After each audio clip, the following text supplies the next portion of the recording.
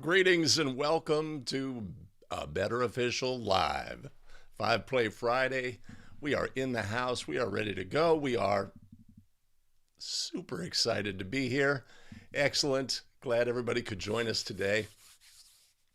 Yes, 5 Play Friday, Martin, and a few bonus plays. Exactly. That's what we will do today. And we'll have some bonus plays exclusively for live stream viewers. We'll do that at the end of the show, but we're really excited to be here. The season is in full swing. I've got a game tonight. I'm sure most of the viewers here will have a game as well. It's Friday night. It's basketball season. It's what we do, and we're excited about that. I've got a tournament game myself, boys varsity tournament game, the last game of the night.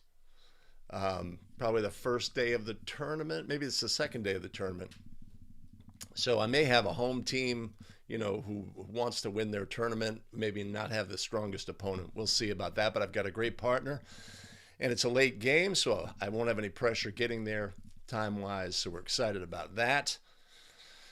So if you've got tales to tell from a game that you've had, do tell in the chat. I've got a game on Saturday and a collegiate game on Sunday as well, so we've got a full weekend going.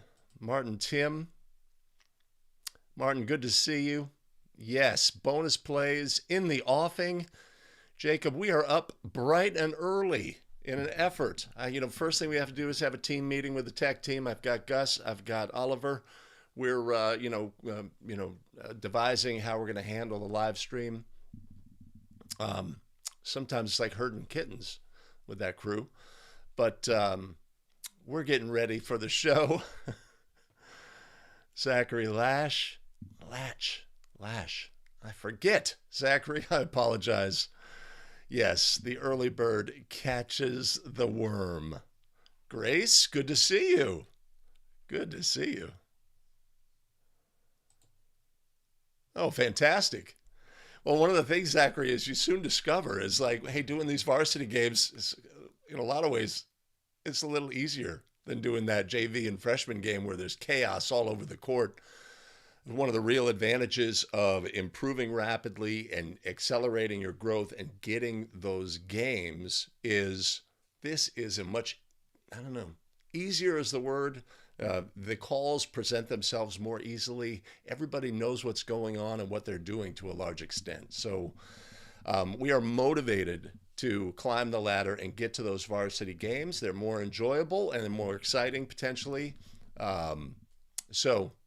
Yeah, that's exciting to do that.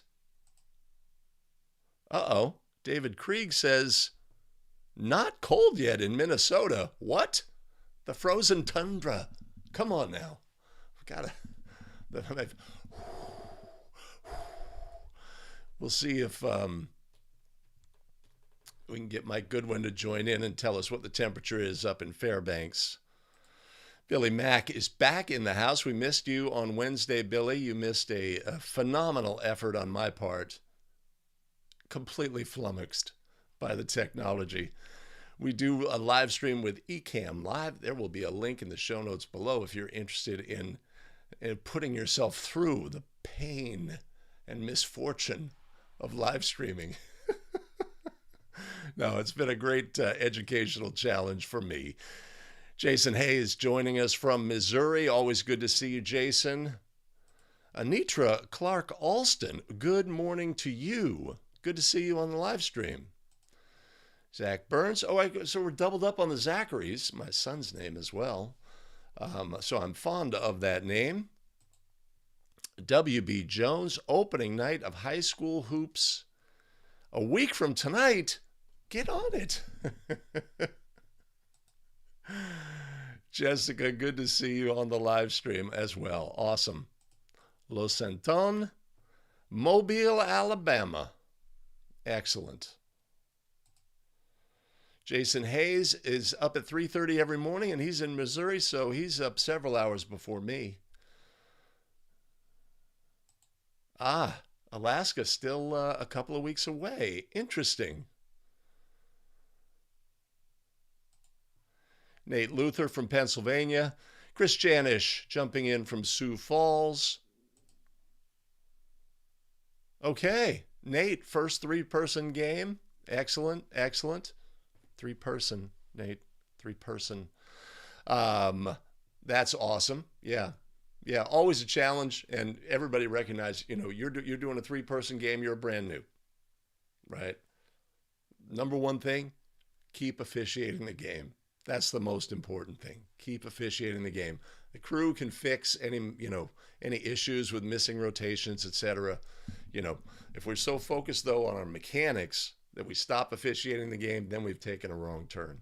So your crew ought to recognize that, say we're going to protect you 100%.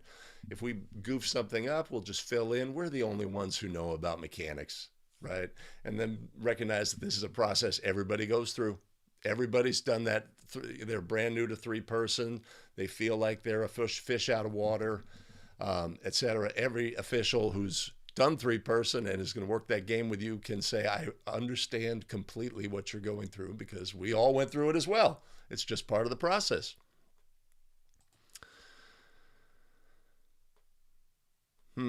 Yeah. Yeah. Uh, Current conditions may be affecting things as well.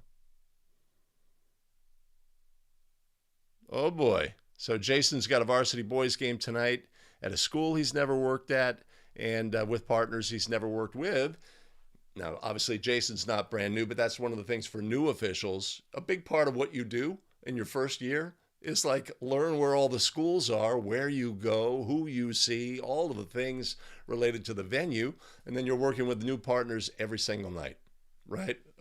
As you go through other officials in the association and learning to be able to do that as well, right? So those always present unique challenges. And are you the crew chief, Jason? Are you going to be leading that pregame?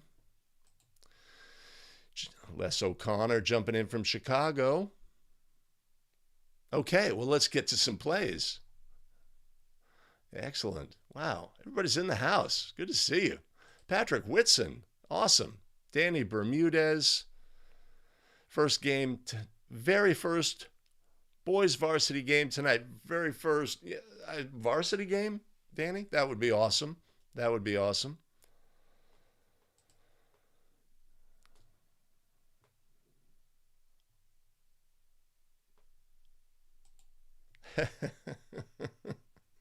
No weekend. Mike, excellent. We're jumping in at 32 degrees, negative 32 degrees Fahrenheit in Fairbanks, Alaska. Always good to get that weather report so we can feel better about ourselves, right? We're about 50, probably 50 degrees, low 50s here in the beautiful San Francisco Bay Area. A little hazy, but we got up to 73 yesterday, right? Sorry, Mike.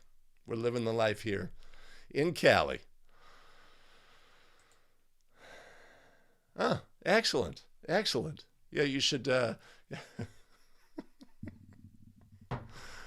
We could say, I complied with your wishes. Excellent. Good morning, Jessica. Awesome. Oh, oh. Yes, definitely tragic event in Michigan. Just awful. Awful. Yeah, I can see how that would impact schedules. I hadn't really thought of that.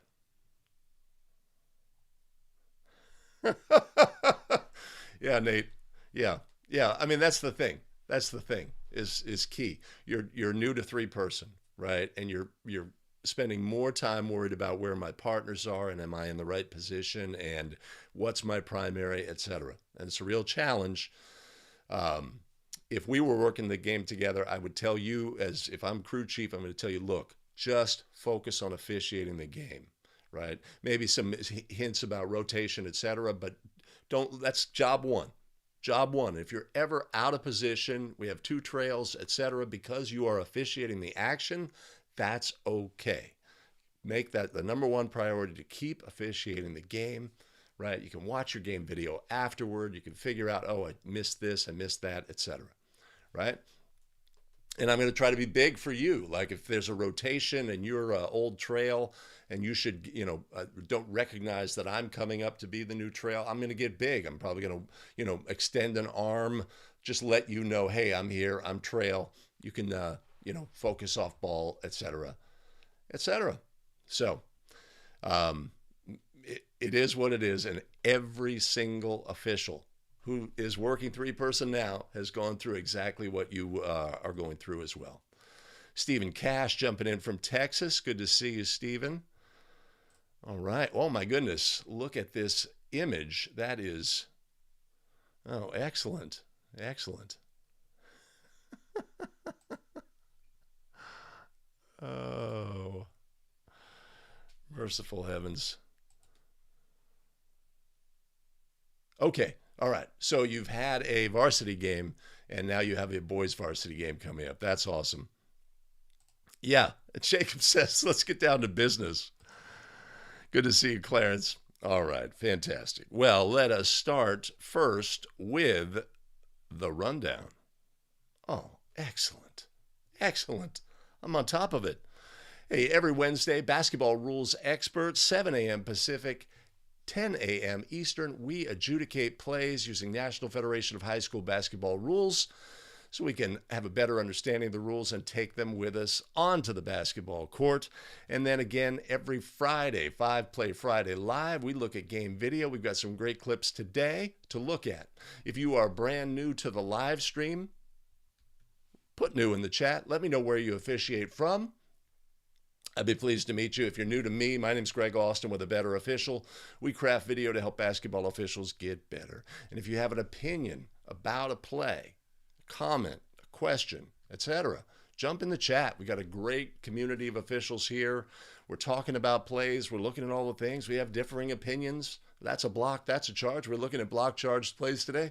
Bottom line is you show 10 officials a block charge play, you will not have unanimous agreement, although we may have one on our first play.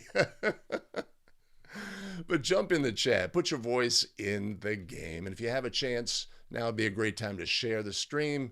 Drop it on the socials, the TikTok, the Snapchat, etc., so we can all get better together. Awesome. Awesome. Okay. I am taking things nice and easy.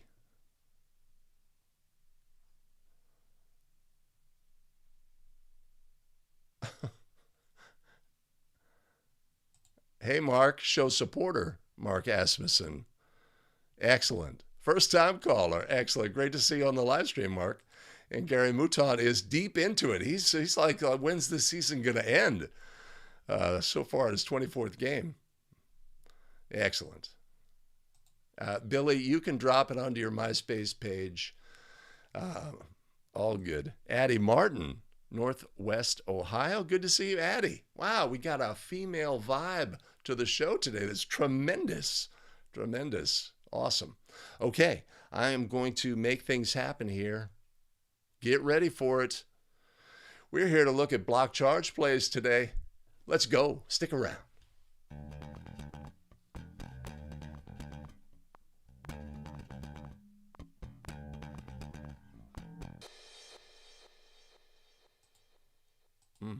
Greetings and welcome back to another episode of 5 Play Friday, the YouTube show where we take a look at plays so we can all get better as basketball officials. Greetings again, everybody. My name is Greg Austin with abetterofficial.com. We craft video to help basketball officials get better and take control of their officiating career.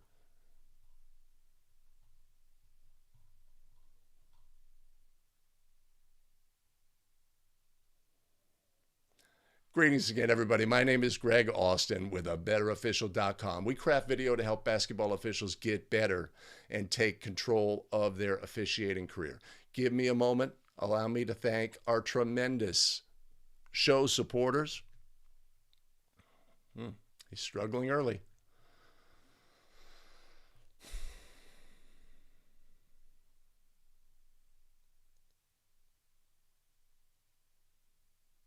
Yeah. He's struggling early. All right, let's do this. Let's do this. We'll fix it in post.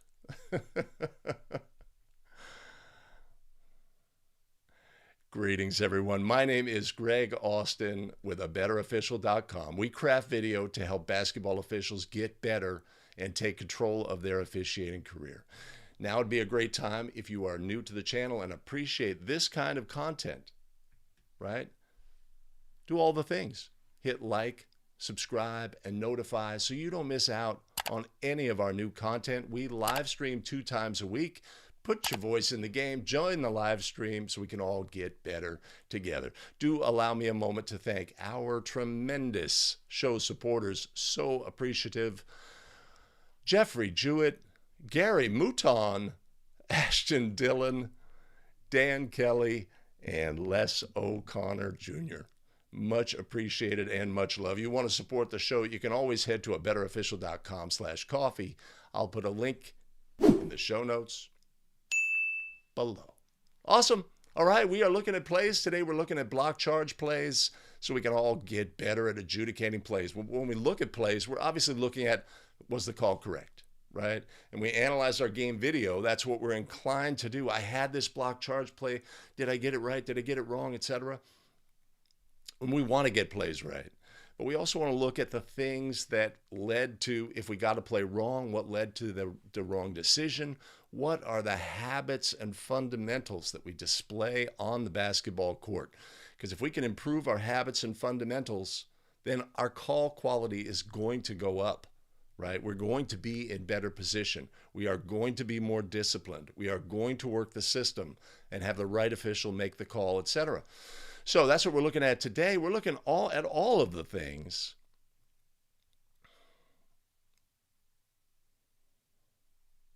Cool. I'm taking my time as I transition today. I am taking my time.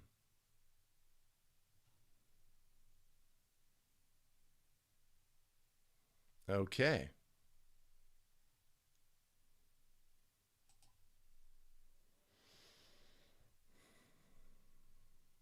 Let me just make one check here.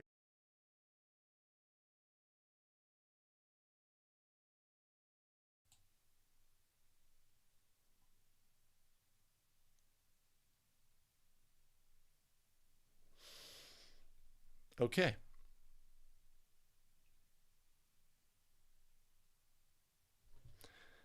Go here.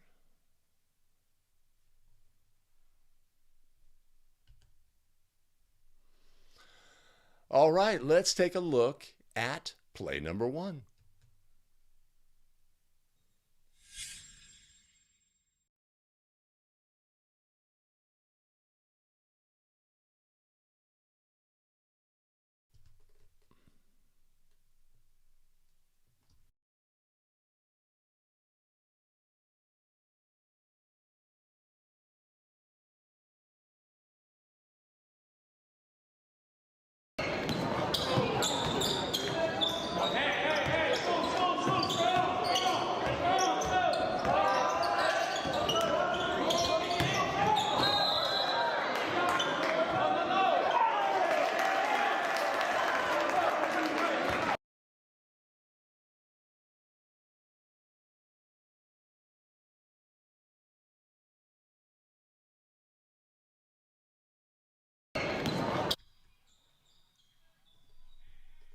All right, so we have a double whistle scenario, right? And this is something that's going to happen in our game, right? We have a block charge play that is at an intersection between coverage areas, right? So having a double whistle is not, we're not surprised by that fact, right? I can get rid of that guy. When we have a double whistle, we need to have discipline as a crew, right? We expect the lead to go quick, and we expect our outside officials to hold, right? And if we look at our game video and we see a lack of discipline, right, that our outside official in this instance does not hold, and they start to indicate what their call is, then we can, potentially get into trouble. We've covered large scenarios before, both in rules coverage and play coverage. And we don't want to have blarges in our game. And the way that we prevent that is we have discipline and recognition as a crew, right? So on this play, our lead recognizes we have a double whistle and does not show. Although you could say, well, wait, he's stepping towards the court. He's going to go charge, right? But our outside official shows early, right? If we said, is this how you would teach somebody how to have a charge in this scenario? No, it's not. So what we want to do here is have better discipline. Let's take now a look just at the play on its merits, right? And the coverage of the crew, right? So our trail official here, if we look at what they have, right? They had the on-ball matchup. Pass goes to the top of the arc, and a player immediately goes to the basket, right? So this player is leaving from the trail's primary coverage area. The defender, though, secondary coverage, again, we're right at the intersection of coverage areas, right? So the trail having a whistle on this play is certainly within the realm of coverage on this play, right? Is our defender legal?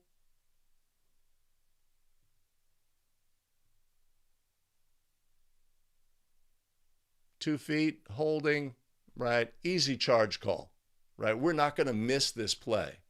We're going to put a whistle on this play. We're going to get it right, right? The key here is the function of the crew. Now, if you are the lead in this situation, you could say, no, that guy's my call. It came from my primary coverage area, right? That defender. He's my defender, right? But if we recognize we have a double whistle, first of all, and we also recognize that our partner is, halfway through their indication of what they have on the play, right? Give the call up, right? That's the thing to do here. Yeah, you got it. Take it, right? So that's what we have on this play.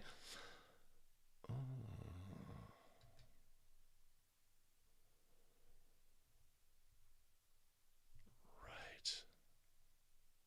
Yeah, a simple block charge play to get us started.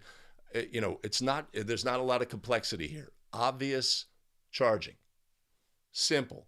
But we look at the plays. Yeah, we got that right. Yeah, let's pat ourselves on the back. No, let's see what we did right as a crew. Let's see what we can improve as a crew, right? Habits and fundamentals. That's what we want to take anytime we analyze game video.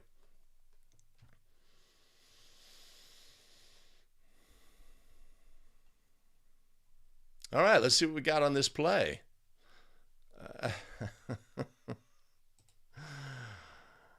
All right, Stan Bickler's in the house from Pittsburgh. Is it? I don't remember. Thomas Hennian in the house. Excellent. Yeah, right. That'd really be the key takeaway here is just slow down, right? Don't indicate early, even though if you have it, it's 100%, easy peasy, no problem. Show the discipline. And Les O'Connor says it has a difference of opinion about, well, this is the lead's call, this is the trail's call, right? All things being equal, you can make a case. Well, no, the trail had, an open play. He had time to get that defender. It's a long way from the lead, etc. You may have pregamed this play, etc.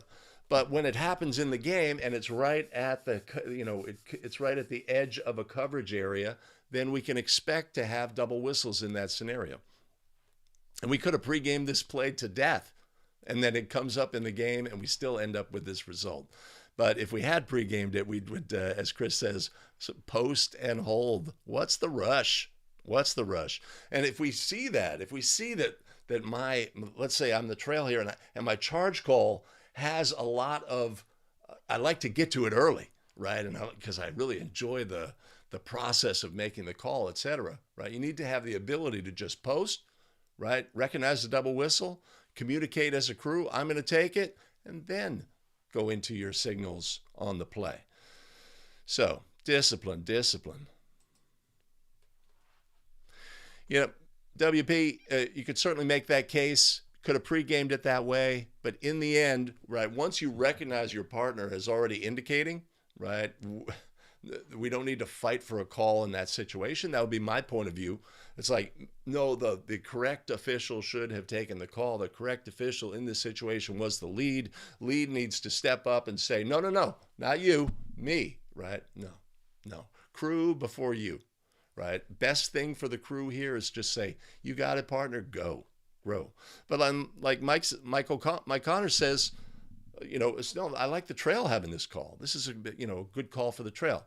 And you can have that debate. You can have it in pregame. This would be good play for, you could bring this play into your pregame and say, how are we going to handle these plays tonight? What's our thinking about this?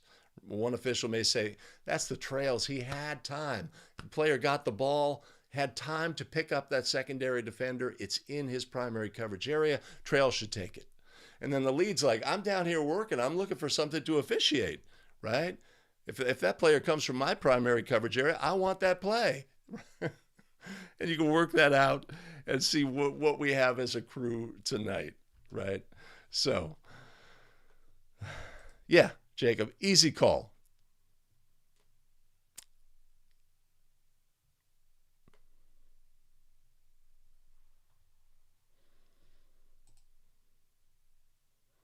Well, so Thomas says this is the lead's call, correct? And Mike Connor says, I like the call from Trail.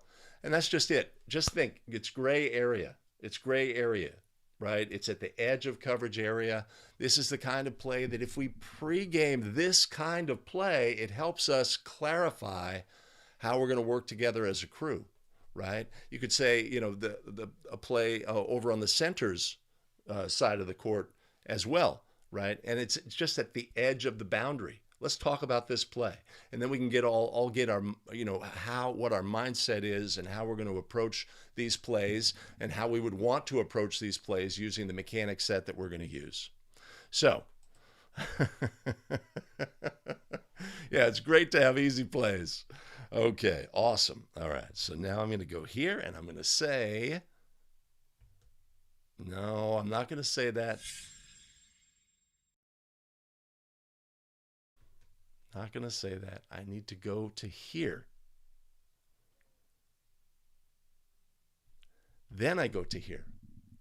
Then I say, hey, let's take a look at play number 2.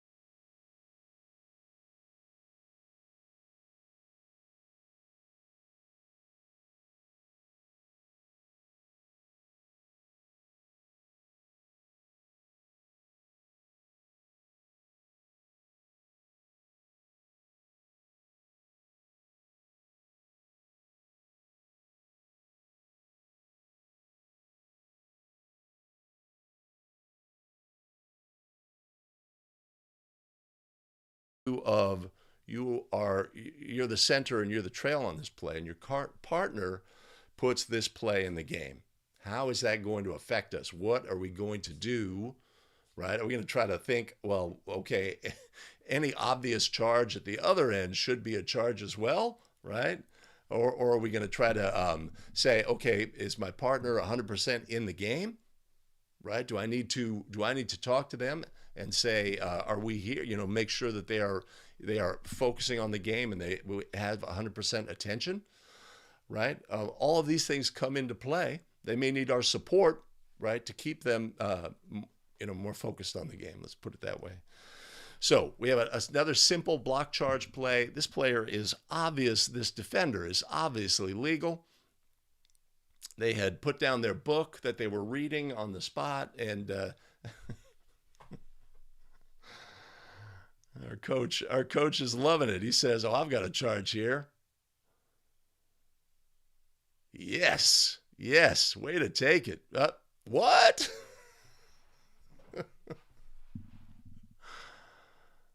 Also, watch our trail.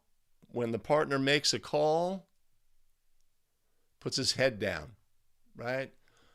When we are the off-ball official, right? Sometimes we can give visual cues that the perceptive bench personnel or coaches and assistant coaches can pick up on. In this instance, we don't need to have the subtlety, but if we identify, okay, when my partner makes a call that I think is a poor call, what do I do? A lot of times officials will go to their head, they'll wipe their head, they'll wipe their mouth, they'll have some body position, some body language that says that was not a good call, right? And so we want to be able to work through that and maybe mask that opinion, like, great call, partner, I'm 100%, and to help keep them engaged. So, not the best of plays, but a simple play, right? We can look at the legality of the defender. This defender is completely legal. If we go back just a spin.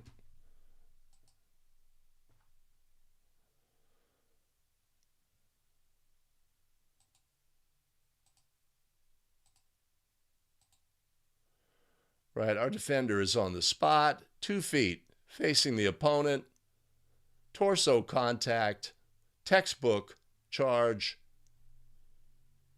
It is what it is, right? It is what it is. Okay, I'm going back there.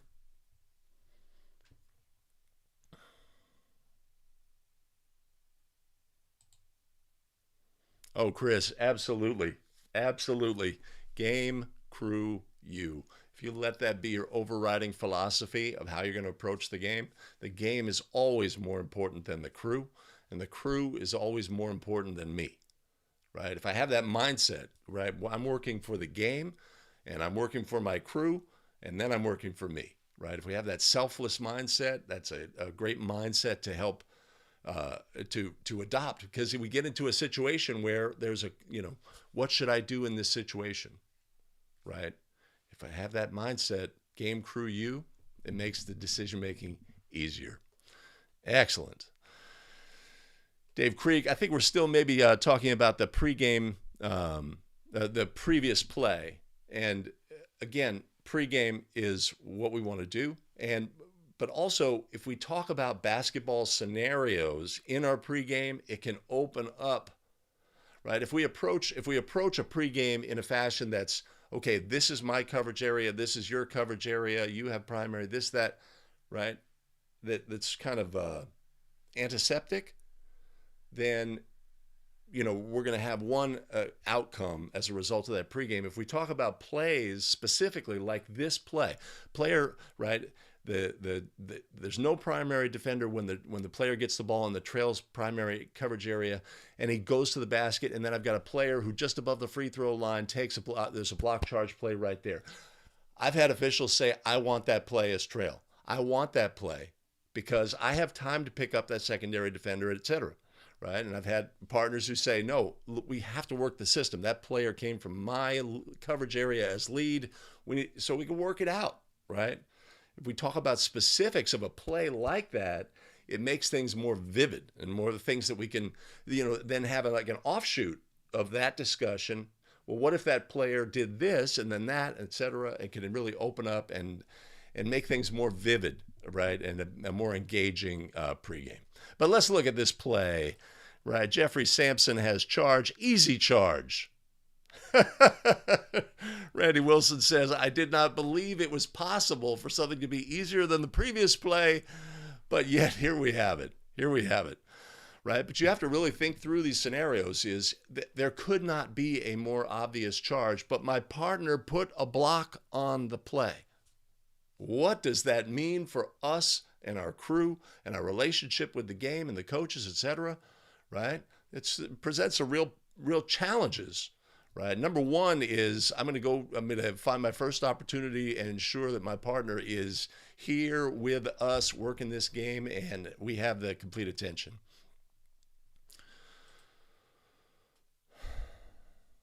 Yes, you must go charge, Jacob. You must.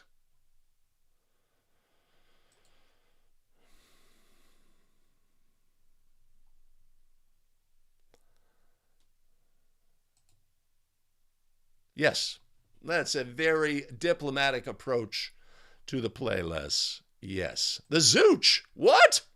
I thought you were out today. Excellent. Yeah, I mean, the explanation, right? And we've all been there. We've all been there where we've put a whistle in the play on a play and we realize, you know what?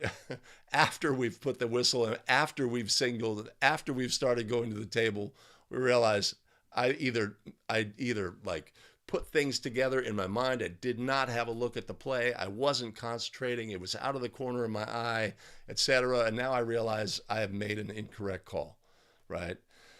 So I've been in this situation. You come from lead, you go report. Are we confident? Absolutely. It's it's a block. Dude, boom. I turn to the coach. Coach, that was a terrible call. I missed that one. It is what it is. We're moving on. So it would have been interesting to have a mic'd up official there. Yeah, he had the camp set up. He started the fire and pitched the tent. Yeah, obvious stuff.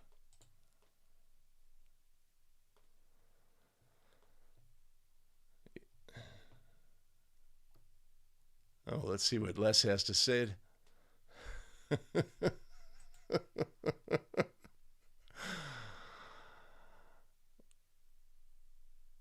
Yeah, let's go into that. Let's go under Les's assumption that our lead is just fails to pick up the defender, that they're watching the on ball right, and they had a player from the corner, right, who reached in on the defender, right. So let's say they just did not have a look at the play.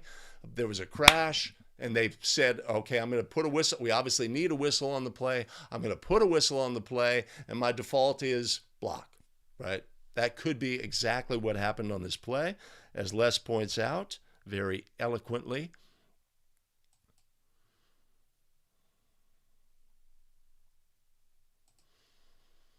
It's going to happen. It's going to happen to all of us. Absolutely. Absolutely. Right? It's just part of the game. It's part of the process. It is what it is. Alex Tensi, 2 wrongs do not make a right. So if we have that same play on the other end, we have, this is not a 50-50 play that gives us the opportunity to say we had a close block charge play down here and it went this way. Now we have a similar close block 50-50 block charge play down here. This does not fall under that. This is not, there's no umbrella that we could say we have this same play at the other end, right?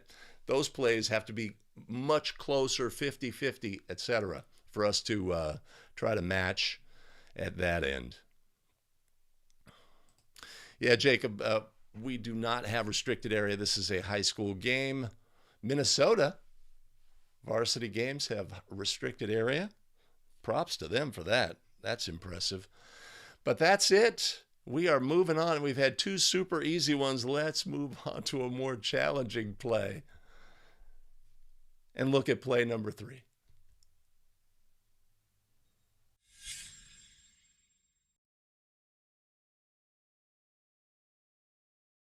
Finds Athens. Athens blocked.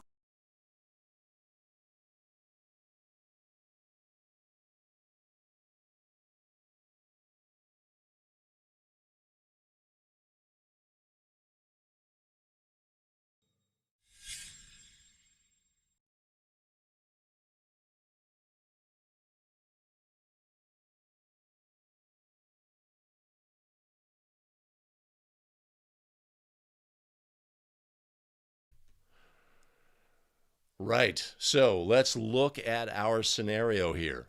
This is a tie game. This is a championship game, league championship, packed arena, clock winding down, play at the basket, obvious rejection by a player who obviously goes from A to B to make the play.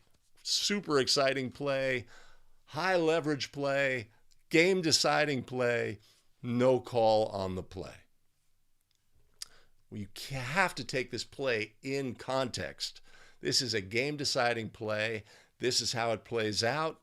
Did the officials do the right thing? Super exciting play. And we know that our lead is in great position on the no call, right?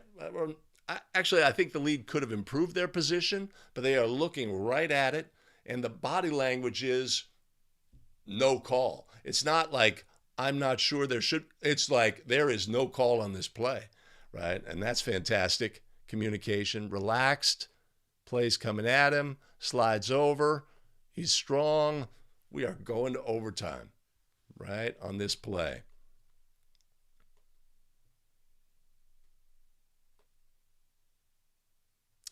Now, one thing we can't see here, this is a game at a collegiate arena. It's a high school playoff game.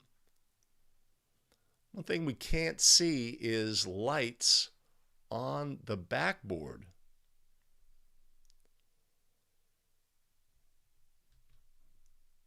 On this play, what do you have on that body contact on this play? Yeah. Danny Bermudez says, no foul, defender maintained verticality. Any contact afterwards was incidental. If we watch that defender, Danny, he comes, right? If we're watching exclusively that defender, he's running full speed from the other side of the court. I don't know if verticality was maintained. I think that we have A to B movement on this play. I'll just say that.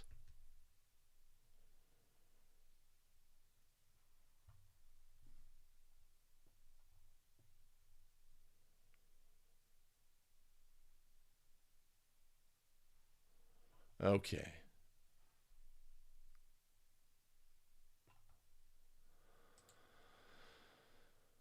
Yeah, so audio and the horn comes into question here.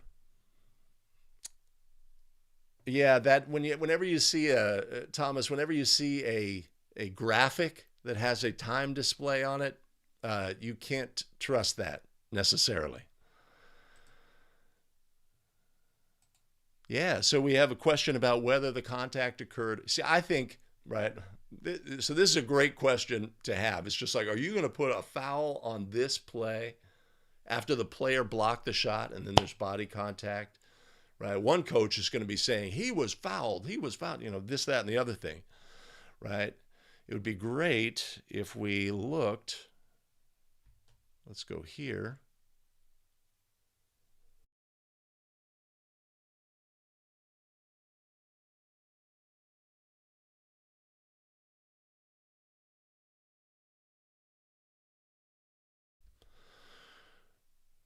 Right, so this is the same play, right? Really obvious body contact on this play, right? Is our verticality, do we still have that opinion about verticality on this play? But let's see.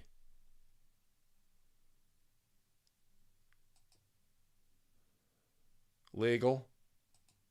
Oh, right? So we at the other end, we see the lights go on, right? Expiration of time. This, you know, does the foul occur after the expiration of time? And if it does, what do we have? Right? Is this dead ball contact? Right? The ball became dead. No, it was a try and flight. Right? What do we have? Right? This becomes a judgment call. Right? anytime this situation occurs where we have contact after the horn, this contact, which may rise to the level of a foul in live ball, maybe the shot was blocked. That we're not questioning the judgment on the play, but this subsequent contact that would potentially be a foul during live ball, when it's dead balls, when the time has expired, rather, in this instance, is this contact a foul? I'm going there. Just a great end of game scenario, right? One that you want. Sometimes we get to the championship game, right? We get to a big game, and the game itself doesn't require any of our skills. We try to sharpen the saw, right? And become the very best at all of the situations. And sometimes a game presents itself to us, and none of those skills are really brought into play. The game is really simple and straightforward. There's no ability to diffuse situations or communicate effectively or make rules judgments about this, that, and the other thing.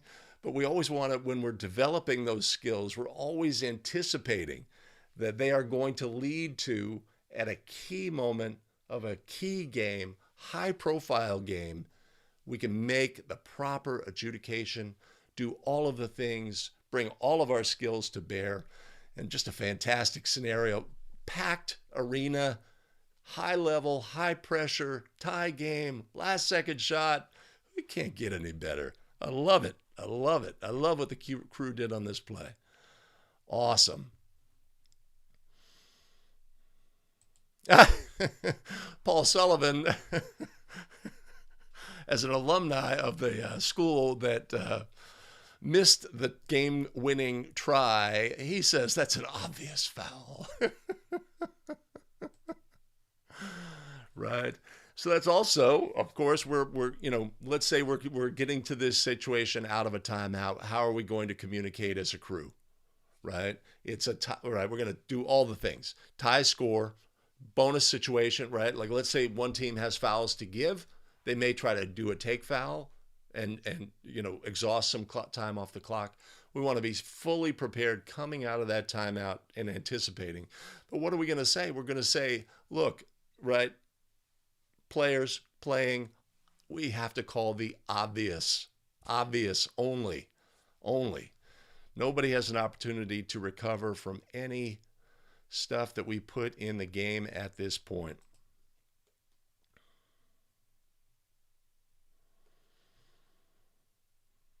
Thomas says that could be a foul. That ball was obviously rejected. That's another factor on the play. These are all the variables.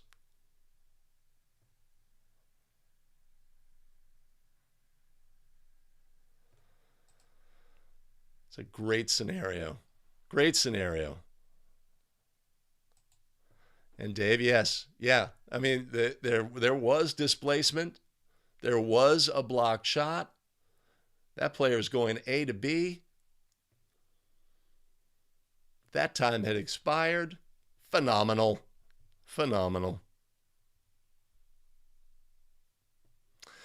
Mark, that is the question that we need to answer as officials about how we are going to call this game tonight.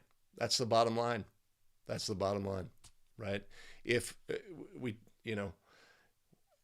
don't want to officiate athleticism out of the game, if players are making athletic plays at the basket, both offensively and defensively, right, that's a factor. We want to allow those players to compete at that level. At the same time, if this player ran across the court, there was no way they could stop their momentum, right? And this player, it was a relatively hard foul. Is this a foul in the first period with 4 minutes gone in the first period? Is it a foul at the end of the game? These are the vagaries. These are the vagaries, right? You pick any two people out of the chat today, and you are on this game. How are you going to officiate this game tonight? That's a decision you have to make, and that's going to do right by the game and do right by the teams in the game.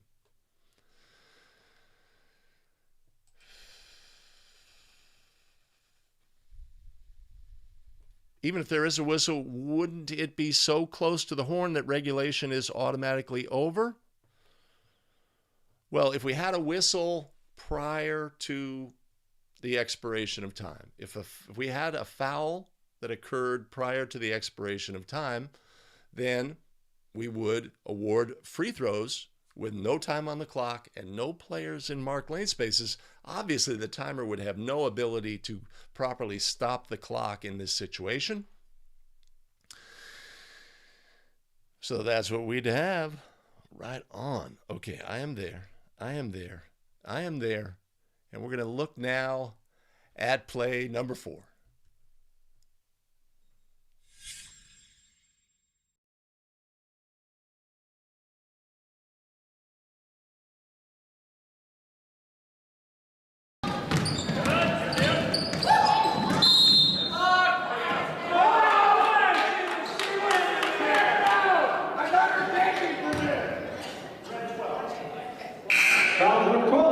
And a little.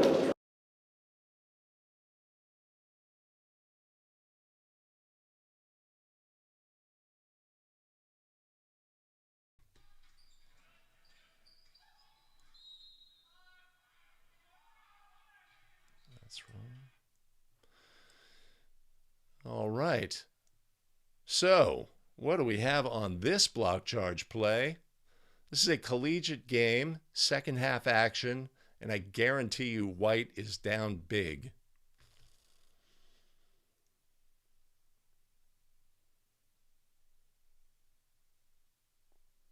Right, whose primary coverage would this be? This is defender would belong to the lead. Did the center official wait long enough to have a cadence whistle on this play? Did the official make the right call? Do we have an end-line throw-in? All of the things that we're looking at.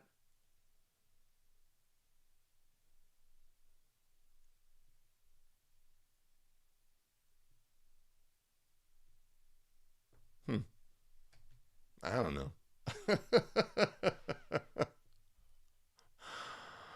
Right. So, sometimes the techniques we use to evaluate, right? First of all, does this play need a whistle? Yes. Yes, it needs a whistle. Even if we don't have complete information, we need a whistle on this play. We would expect a whistle from the lead. Lead does not have a whistle. Center seems to come early with a secondary cadence on this play. But, we're at the time of the game. Maybe we were thinking we do not want to miss anything on red.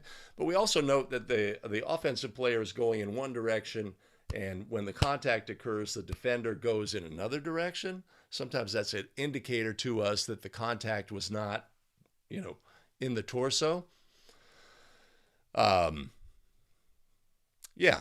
So we have collegiate mechanics. We have an end-line throw-in. Was this player, had they begun their habitual throwing motion? Should continuous motion apply?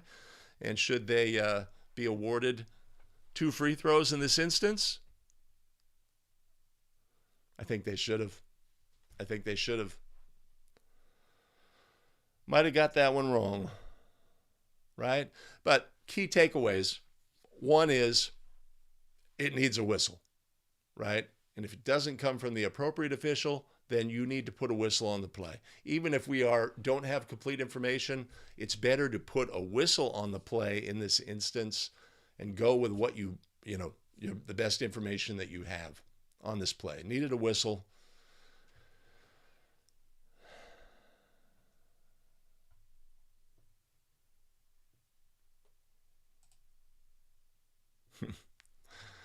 Dave Krieg says player control. On this, I could listen to that. Charge.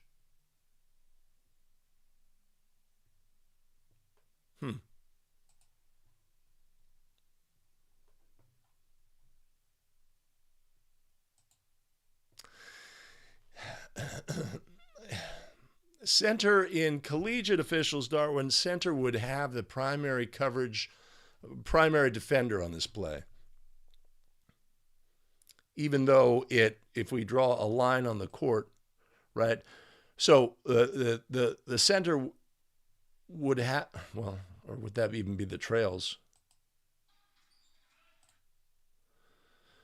Right? Center is going to have this defender, the player who's to the left of the ball handler.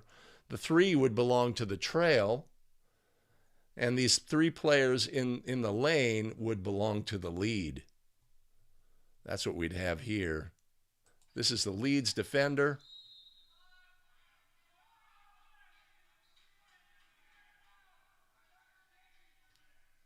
Right? So if we also think about this play,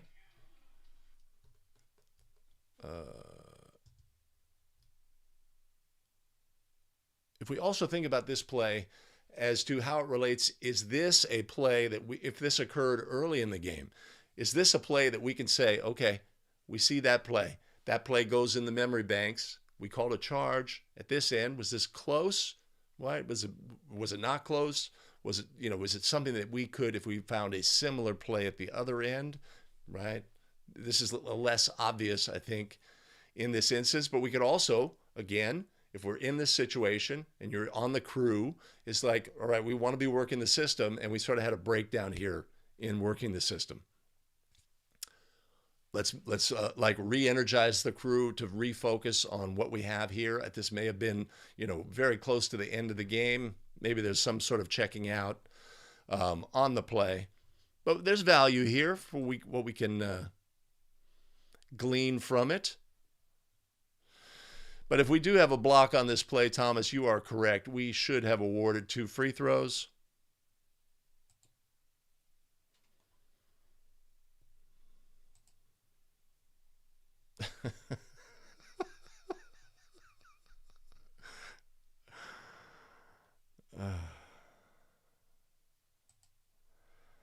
Phil's got a comment about positioning, stepping up on the play. Right? Let's take a look.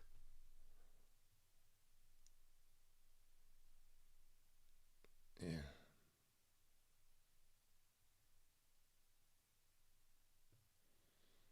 Needed a whistle. Needed a whistle. I'm with you, Les. I'm with you. Great to see you on the chat. I hope you have a great one. If you have a game tonight, have a great one. John Lamb, I think this play is a prime example of primary making calls because we can't see from this angle if red 12 moved and if white,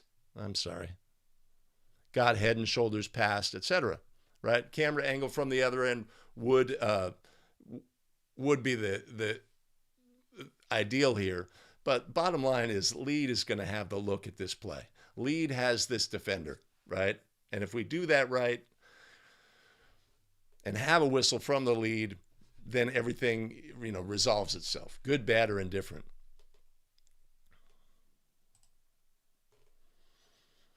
Right on. Okay. Right, no. Okay.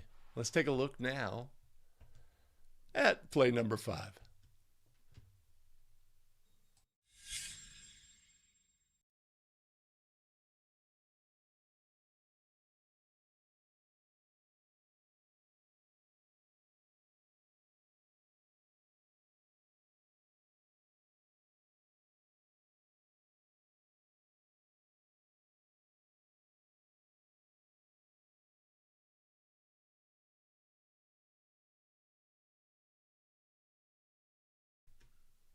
Right? Simple block charge play coming from leads primary, secondary defender. Possibly a collegiate game. We've got restricted areas on the court. Would we describe this as an obvious play, a close play? I would describe this as a close play. What I'd also describe this is something that we're all really familiar with, is working on a court that gives us absolutely no room to work as lead. I don't know if we had just completed a rotation. This is a really short clip. I don't know if we had completed a rotation on this play. Our lead starts out in a poor position, in that pinch the paint position, with no room on the end line. This is not going to give us our best opportunity to have call accuracy on this play. If we were wider on this play, we'd have a much better ability to judge, because if the closer we are to the play, the more we are looking down to find feet and find the body. If we are further away, then our range of vision that we need, like I can look here and see the feet, and here and see up top and the body, etc. If the closer I am to the play, it becomes more dramatic, right? So on this play,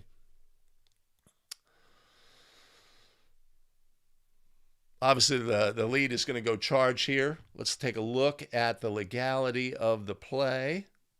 And the key here, of course, really is the defender's right foot. The defender's right foot, if they get that foot down, they've established their position prior to the ball handler leaving the floor, right? So we have a ball handler who leaves the floor, and a defender who gets into position by establishing that position by 2 feet on the floor facing an opponent. And of course, on this play, whether it was before or after, it's a fraction of a second, right? Fraction of a second. Let's take a look. Jumps off 2 feet. Yeah, I think he might have been late. That is super close. Super close play.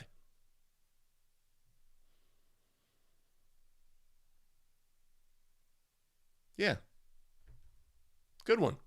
Good one. Now, we're working this game. I'm the trail on this game, let's say. And my partner has that play.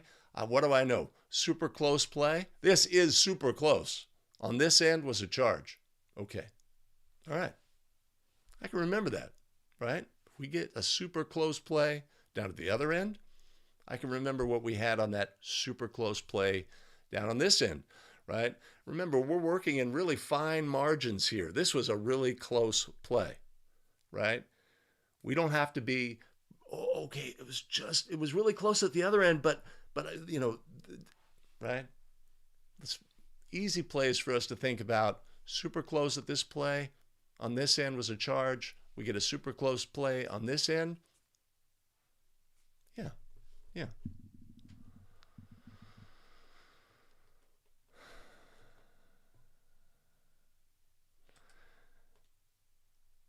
Yeah, Randy has, not sure that second foot was down.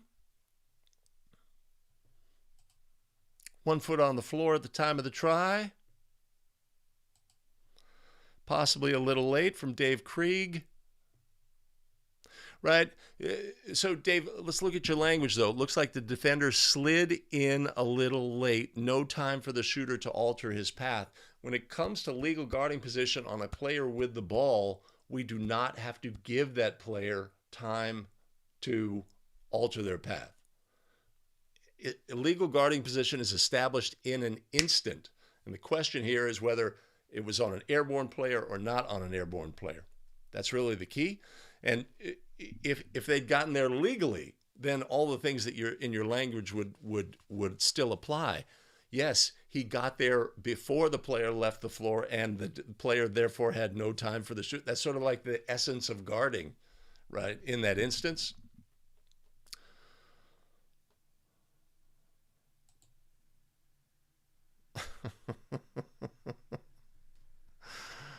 Yeah.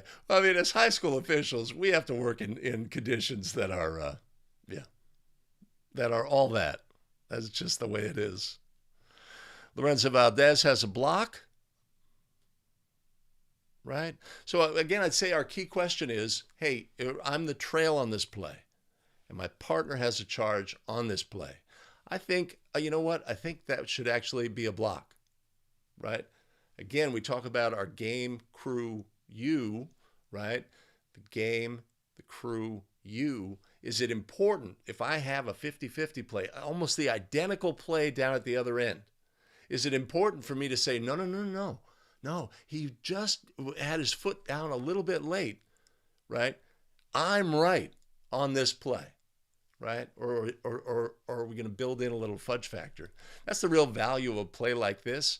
We recognize the official starts in a poor position because of circumstance, can't really gain a good position, has a really close play, puts a call on the play. It looks like they're going to do it with complete conviction, right? 100%, right? Boom. Great. Okay. We've just put that in the game. That is a charge tonight, right? That's really the key takeaway for me on this play.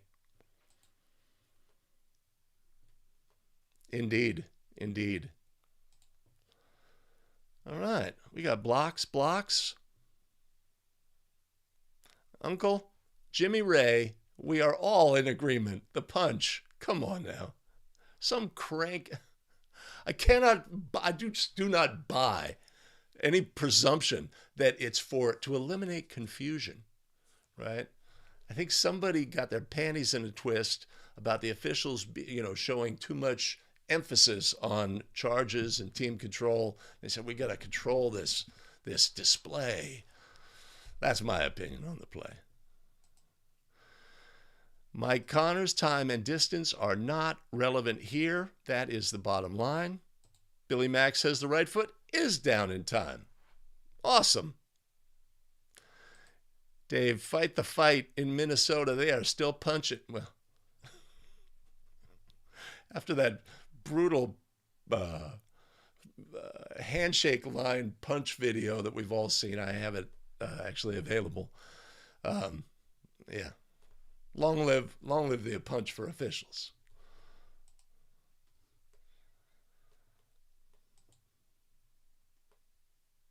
I agree with you, Anthony. Good call. Thomas, we don't really get the full display here. Charisse, I like it. Old McDonald, yeah, still punching in Oregon.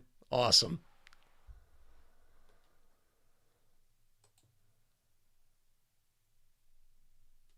Yep. I think that's a good summation, Lorenzo. Awesome. Okay. All right. Let's move on to a bonus play. Oh, no. See? Going to get myself into trouble here. I'm going there. And I'm saying let's look at a bonus play.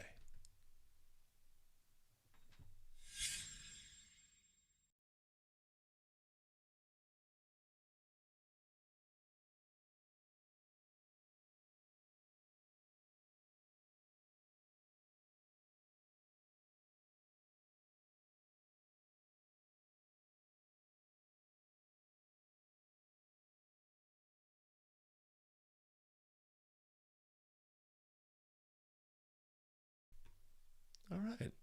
I like this clip a lot. We have a play to the basket in transition. Whose call is this? Obvious. This is the lead's call all the way. The lead does not have a whistle on the play. Watch our center process all of the facts on this play. This is a foul by the defender, illegal contact on an airborne shooter. There is no whistle from the lead. What are we going to do? Trust our partner? Or are we going to, again, put the game ahead of the crew, ahead of ourselves, right? And put a whistle on the play. Note the body language and the processing, right? That's a foul. You are not calling a foul? I will call a foul, right? Simple. Gives us guidance as to what good looks like on this play.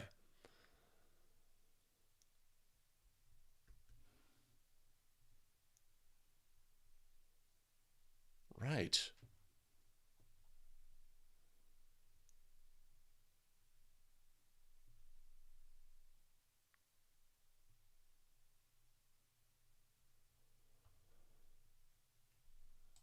Mike Connors had... Why am I calling you Mike O'Connors? Mike Connors has nothing?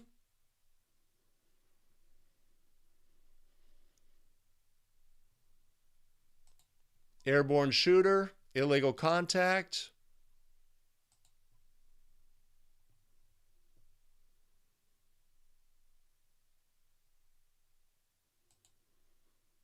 Shouldn't the drive from the center side be the center's call? This is not a drive from, well, okay. I see what you're saying.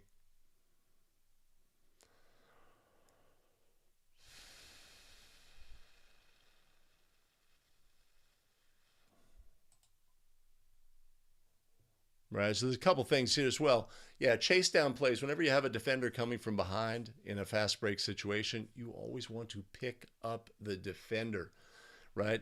If we could talk about percentages, we're watching the ball handler's legality and the defender's legality, and it's a 70-30 split, under normal circumstances, where most of our attention is on the defender and not on the ball handler. Right? In a situation where we have a fast break situation like this, it should be like 90-10. What is the defender doing on this play? That's our key here. And so when we get into those transitions, as basketball fans, we like to see what's going on with the ball, right? And look ahead of the play. A key here is to look behind the play. Look behind the ball handler and pick up that defender.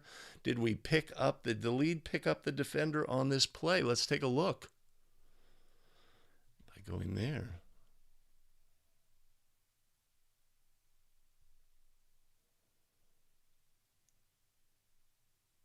Can we tell?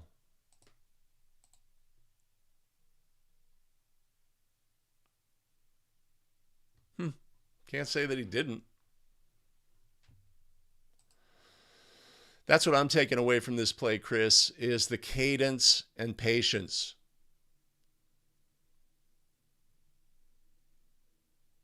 Right? And the demeanor. It's just like, that's a foul, right? It's not excited or animated or this, that, or the other thing. It's like, that's a foul. You're not going to call it? I'll put a whistle on the play, right? That would be my takeaway on this play. It's an obvious foul, right? That defender has no right to contact the leg. It was sort of a normal motion by our shooter. It's not like they extended a leg or anything like that.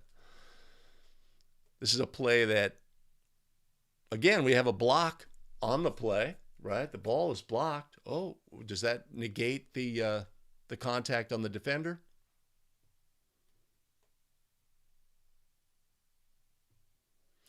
Mike, this is a foul because our airborne shooter was contacted illegally. That's what I have.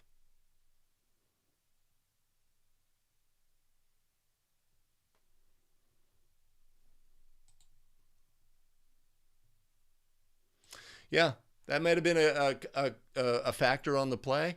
And again, all right, so again, previous discussion, we have this play in our game.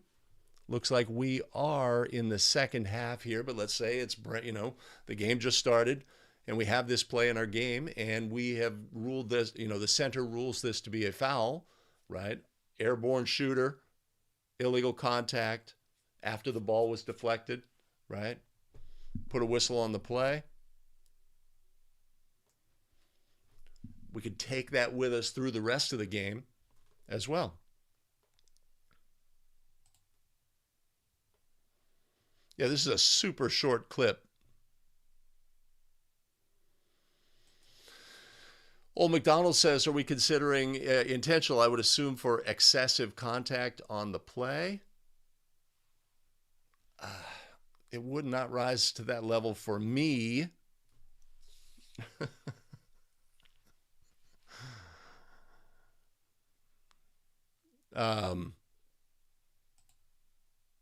But anytime we have a hard foul, we should maybe just slow down a tick, slow down a beat, and allow things to process, depending on the status of the game, etc.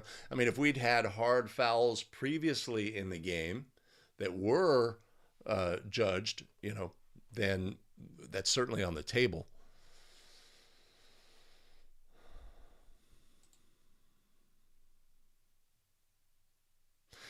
Thomas says it looks like the lead was looking up on the play, right?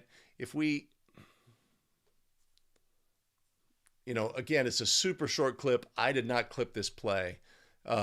super short, so we can't see what led up to it, but we see that the lead's body is closed when he gets to the end line, right? Again, 90-10. Where's that defender? That's by far the most important thing. Not what the ball handler's doing with their dribble and whether they may travel or what have you like that. It's like it's all about where is that defender? And if I could pick up that defender and watch what happens to them from behind, then it makes the decision on the play easier.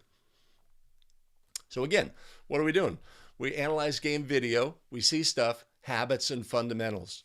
If I see the way the C processes this play and says we need to put a foul on that play, and it's just a simple matter of working the system. You have the primary coverage on this play. Lead. No, that's a foul. Boom, I'm going to put a foul on that play.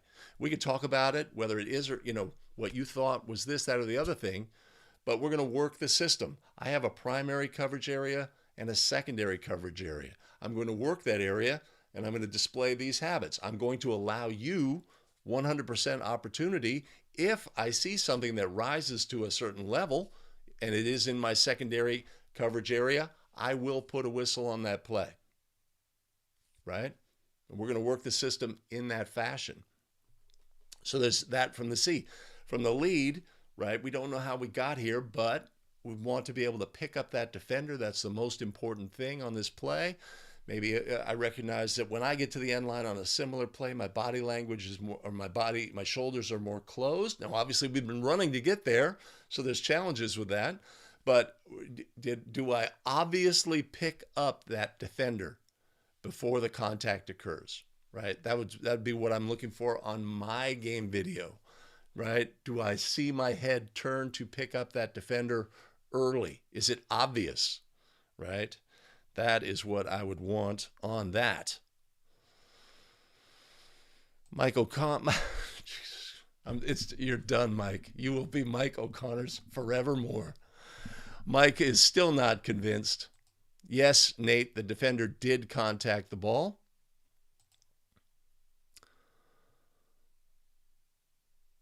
I think there was entanglement of the feet on this play. That's why we end up with two players going down.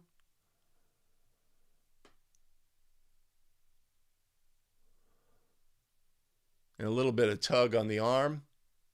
Definitely a play that we would want to close down on. Somebody may think somebody did something egregious to them on this play.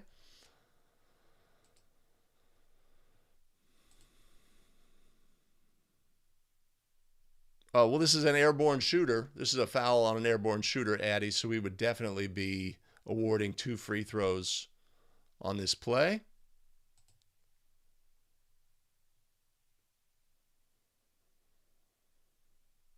I don't know about that. Definitely not a held ball. Was the ball prevented from release on this play? No, it was not.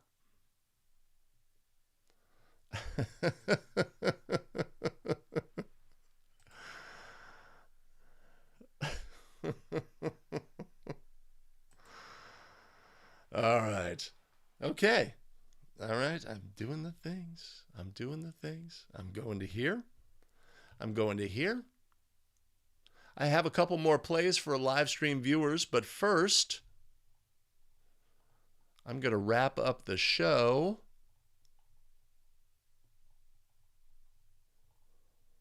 Let me see.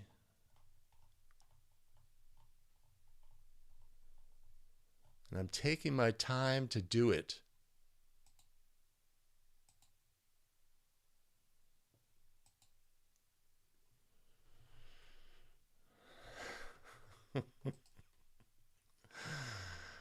Oh boy.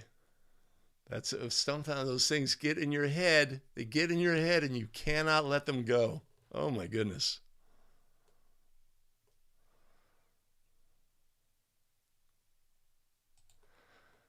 Hey Stan, that's a great point, right? The processing by the center official, right? If we're going to come in with a secondary cadence on this play, this is like exactly what we would want to do, right? It's very comfortable body position by the calling official. And Stan says, someone taught me to breathe in, inhale, and hold, right? To have some sort of process that ensures that you have a cadence whistle in this scenario and that you have time to process all of the things, right? I recognize my partner did not have a whistle.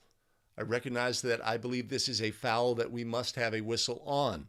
I am going to put a whistle on this play, right? And have some sort of mechanism in place and recognize that processing is going to occur over a period of time. And our perception of time as officials is always sped up, right? We see the decision to put a whistle on the play maybe occurs, one half of 1 second later. While we're on the court, that half a second seems like an eternity, right? It just seems much longer, right? Because of the way that our brain works and handles these situations. So if we can make this a comfortable process where, again, I tell the tale, Shelley Russey, former D1 official on the women's side, her counsel in this situation was, this is what's going on in her brain. Well, that's a foul. You're not going to call it? Boom. That's a foul. You're not going to call it? Boom. Right? Lasts about a second. Right? But having some mechanism in place so that we can process these plays is key.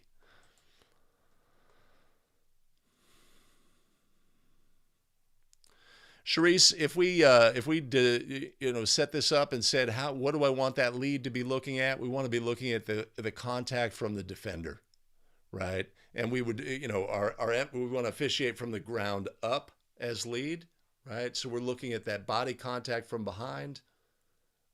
We know that our partner can help us up top.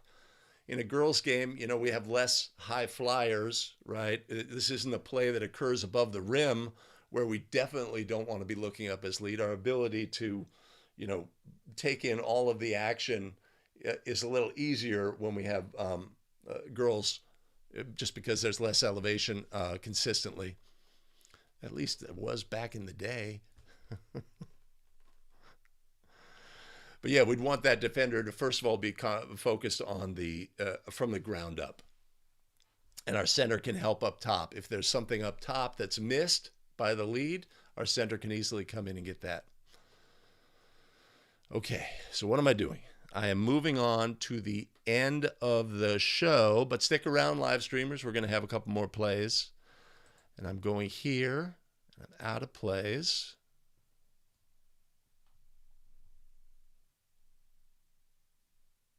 Yeah, and then I'm going back here. Let me just test this.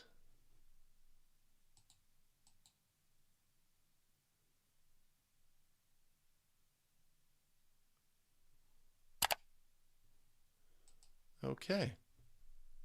All right. I think I'm ready. Let me work this out. Hey, thanks so much for joining us today on 5 Play Friday. If this is the content that you find valuable as a basketball official, now would be a great time to do all the things. Hit like, subscribe, and notify. Hit that like button. It really helps us with the YouTube algorithm. Gets the video out in front of more basketball officials. Must give a phenomenal thank you to our show's supporters. Jeff Jewett, Gary Mouton, Ashton Dillon, Dan Kelly, and Les O'Connor Jr. Much appreciated and much love. You want to support the show? You can always buy us a coffee. I'll put a link above and in the show notes below. Awesome. All right. We have additional video content available here. I have made this selection. YouTube has made this selection. You make your selection. We'll see you in the very next video. Take care.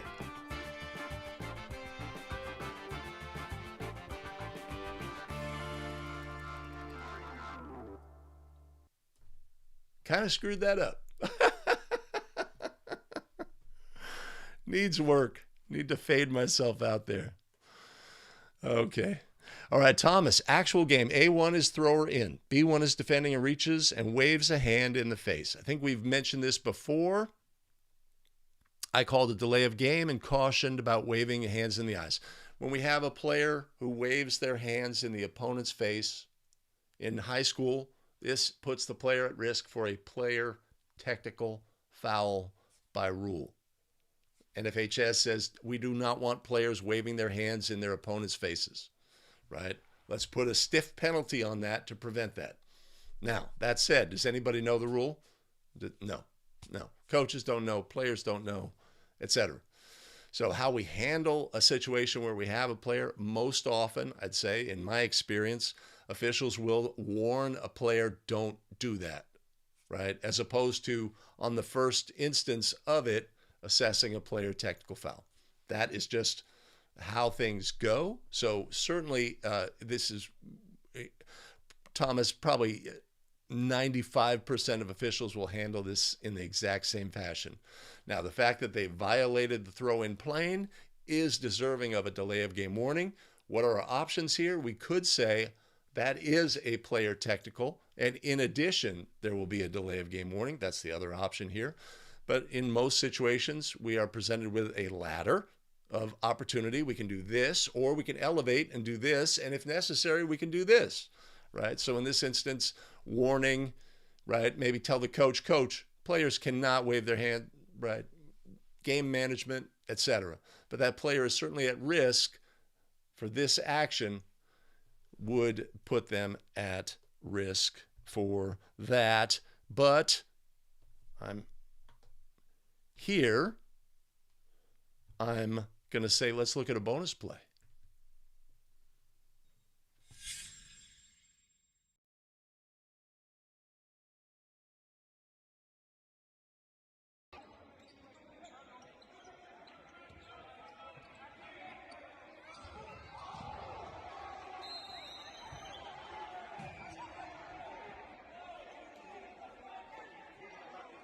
Oh, he needs to go.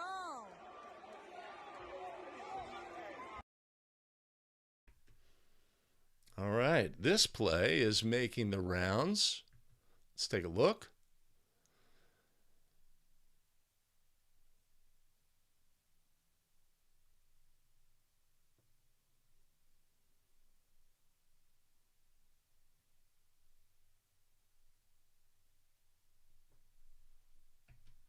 Great clip, and one that can really challenge the crew.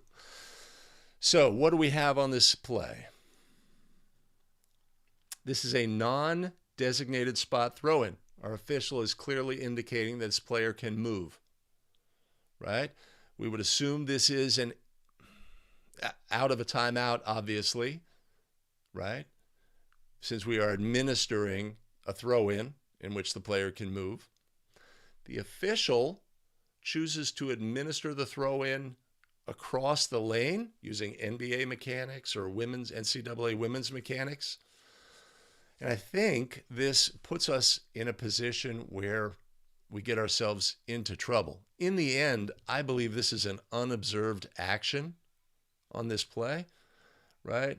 Our new trail official is looking off ball, right? We're not observing the defender and the ball handler in this instance. Whoops, yeah.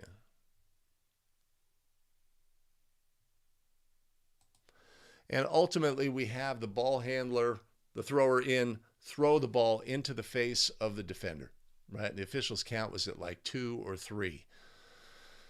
Look at the universal response by all of the cheerleaders at the, amazing. And then we have officials, when that player looks to get up, the player on the ground, properly say, let's make sure we are on the scene when this, so we don't get any retaliatory action. So what do we have on this play? What can we have on this play? What are the variables here?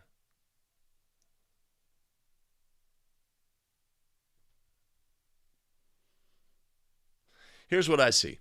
Here's what I see on this play. I see a the thrower in, right? They have the throw in. Whether they perceive the count to be getting late or not, they look right at the defender and throw the ball vigorously right at the defender. To me, this is a flagrant act. This would be a flagrant technical foul to me. I think the player seeks out the player and throws it directly at them, and not in an effort to bounce the ball off of their leg, sort of a common basketball play when we are in distress and I need to, I'm going to throw it off a player's leg. Now, in addition, the action is taken and there's immediately no remorse. When we inadvertently harm somebody due to inadvertent action, what's our initial reaction? What's our natural human reaction? Sorry, man. Right? I didn't mean to do that. Right? We get none of that. We get defiance and this energy as well. This is only going to support my position, is that this is a flagrant act, that this player was intending to harm the opponent. That's my view of this play. I'd be interested to hear, wait, that's my view and my view. That's both of our view on this play. What do you have on this play?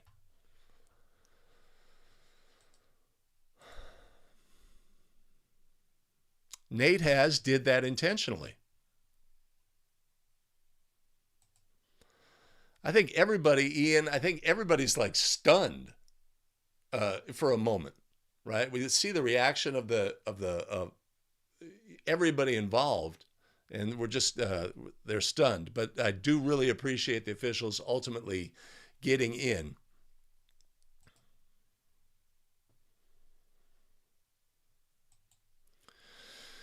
Right? So the other thing that we have here is National Federation of High School has a case play that says in this situation that when a player throws the ball off of the other player's face, the officials then need to make a judgment about whether this was incidental or intentional or flagrant, and that they are empowered to do that. This is not a situation where, well, we can't call anything, right? There was a live ball and it, threw it off the defender, etc. Now, we can have situations where players are hitting in the face with the basketball and, it's completely inadvertent. It's unfortunate, right? But this was not one of those instances in my mind. Let's see.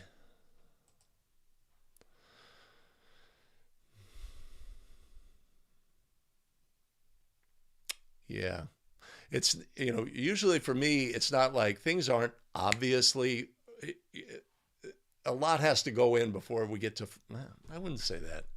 But this one, I think quickly for me rises to the level of flagrant. The problem, like I say, on this play, I think it's unofficiated. I don't know that the center is necessarily looking at this, and I don't think that the trail was looking at it until like the contact occurs. I'm sure the ball striking the player in the face was a loud event. So that's a factor on this play. I mean, we can't guess in this scenario. It would also though, like let's say you're the new lead at the other end and you see this, and are you going to come in and say, this is what's going to happen on this play? A great, gets you to thinking.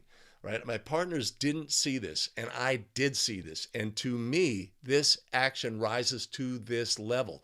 Am I going to come all the way down the court and put that into the game, right? And fight for that? It's good to think these things through. This is a non-basketball play, in my judgment. And if that's my judgment from 84 feet away, I have to come in and say that's a non-basketball play and fight for that. And say, this is what I have on this play. I have conviction in that this is what I have on this play. Or do we feel like, well, I'm 84 feet away. I know, right? Game, crew, You.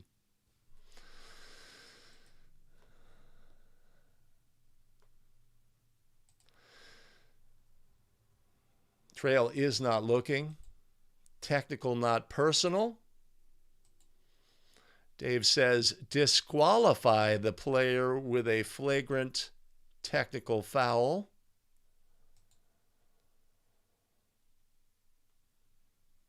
I know what you mean, Ian, but it is players do not get ejected. They get disqualified, as Billy Mack points out. But it's vernacular. I know exactly what you mean, and I know you probably know that the player doesn't get ejected, but they, that's how we speak. Just a chance to tighten that up.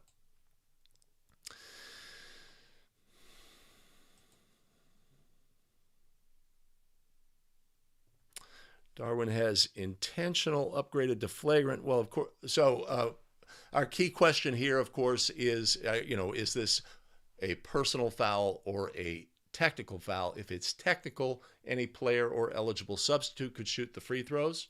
If it was personal, then the offended player or their eligible substitute would shoot the free throws. So getting that correct is important.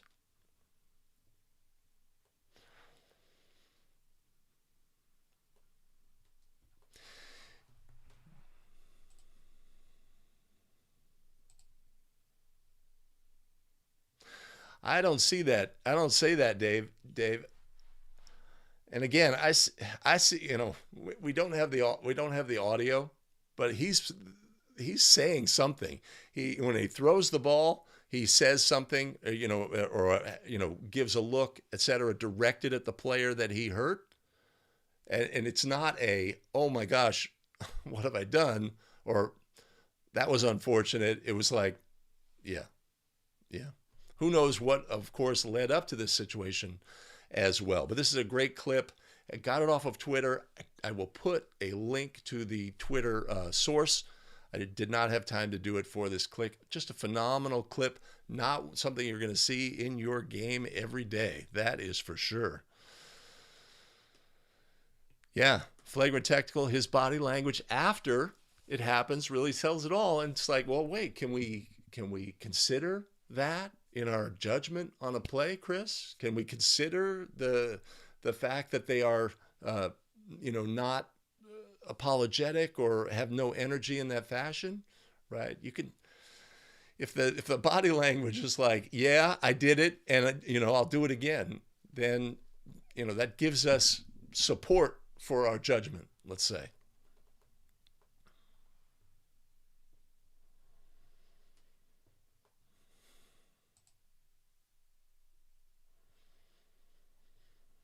Yeah, it's kind of odd that maybe all the players on the court were distracted and nobody really had a look at what happens on this play. So nobody came in thinking something egregious had happened, but we would have expected more energy from White coming in. And of course, you always appreciate teammates who help in this situation. Right? The teammates come in, they don't go to the guy who threw the ball. They go to their teammate and they say, no, don't do that. Right? Things will get sorted out. Right? So take a look. Teammates come in. They recognize that, there's a natural human response. You may want to retaliate. Right? Oftentimes it will be captains, right? Either the captains that you talk to in the center circle or the ones who prove themselves. These players are there and they are helping us in the game by, calming a coach down, saying, or calming a teammate down, or telling a teammate, don't do that. You did this, right? We need to do this. We need to be more disciplined, etc. These players will present themselves in our game, and these players are important in our game, and we really appreciate them and the role that they play.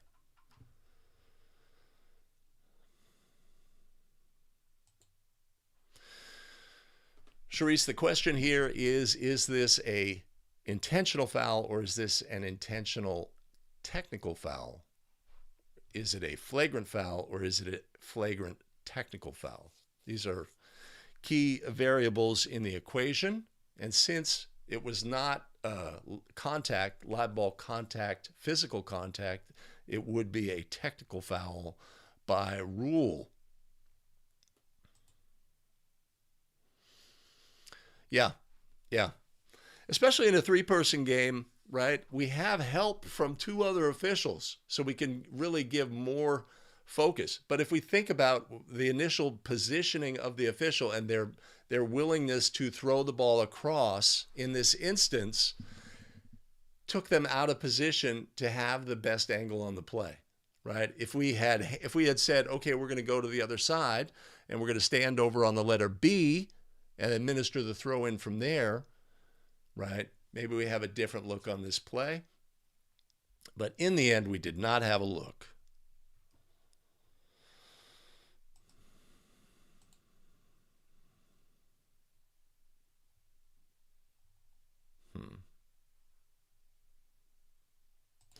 Thomas, we do not know what happened after this play, but I do know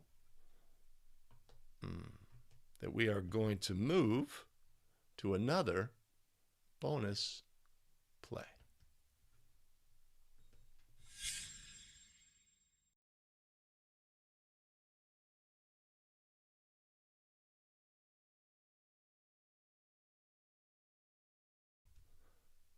Or no, we're not. Huh. Let's go here.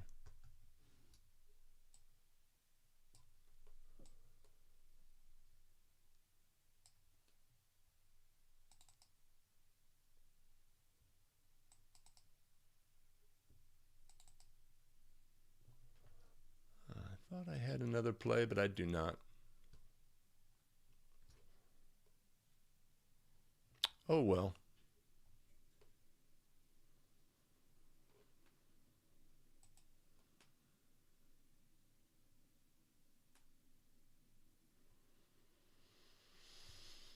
Oh well.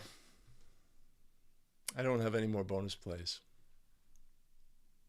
I need to have like a extra repository of prepared plays so that we can just, keep going.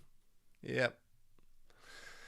All right, fantastic. Well, here we are, hour and 45 minutes in. I appreciate everybody joining the live stream today. I had fun looking at plays. There's so much there. There's habits and fundamentals. We could take the good ones, get rid of the bad ones, identify habits and fundamentals that we see in others and say, I do the same thing sometimes. How can I improve that, etc.? What's my takeaway on that? How am I going to adjudicate these plays? We see there's differing opinions about some plays, etc. All we can do is just keep working with a constant process of attempting to improve. And if you're watching this live stream, I know that's what you are all about. And I really appreciate that in you. And I appreciate everyone joining the live stream today. What would I do next?